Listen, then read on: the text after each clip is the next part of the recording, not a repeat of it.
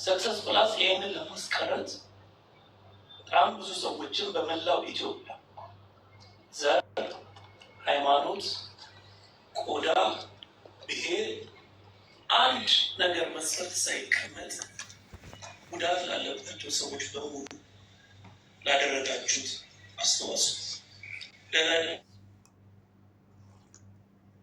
በጣም አድርጌ አመሰግናችኋለሁ።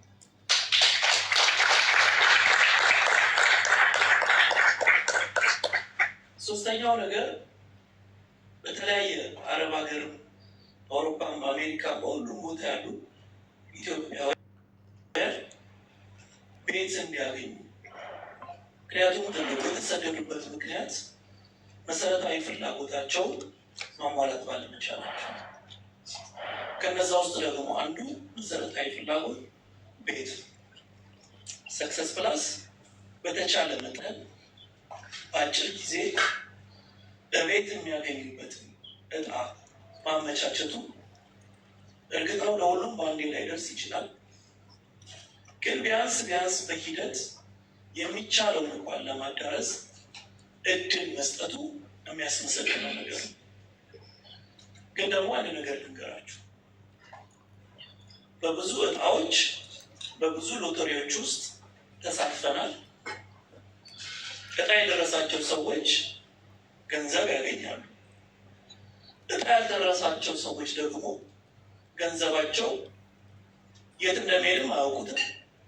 የመጠየቅም መብት የላቸውም። በቃ ቆርጠሃል፣ አልደረሰም።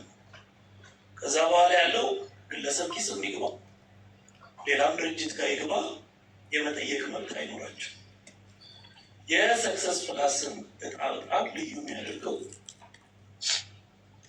በከፈሉት 2000 ብር እድል ከቀናቸው ቤት ያገኛሉ። እድል ካልቀናቸው የሚረዳ ያጣ ወገናቸው በእነሱ 2000 ብር ተጠራቅሞ ዊልቸር ይገዛልታል። ስለዚህ የሰጡት ገንዘብ ተመልሶ በጎና መልካም ዓላማ ላይ ይውላል ማለት ነው። ይሄ ደግሞ በአንድ ድንጋይ እንደሚባለው በአንድ በኩል የሚፈልጉትን ነገር ሞክረው፣ በሌላ በኩል ግን ገንዘባቸው እንዲሁ እንደቀረ እንደተበላ የሚቀር ሳይሆን የብዙ ነፍሶች እረፍት፣ የብዙ ጉዳት የደረሰባቸው ሰዎች የጥያቄ መልስ ሆናል። ስለዚህ ዛሬ እጣው የሚደርሳችሁ 4 ሰዎች ወይም 3 ሰዎች እንኳን ደስ አላችሁ።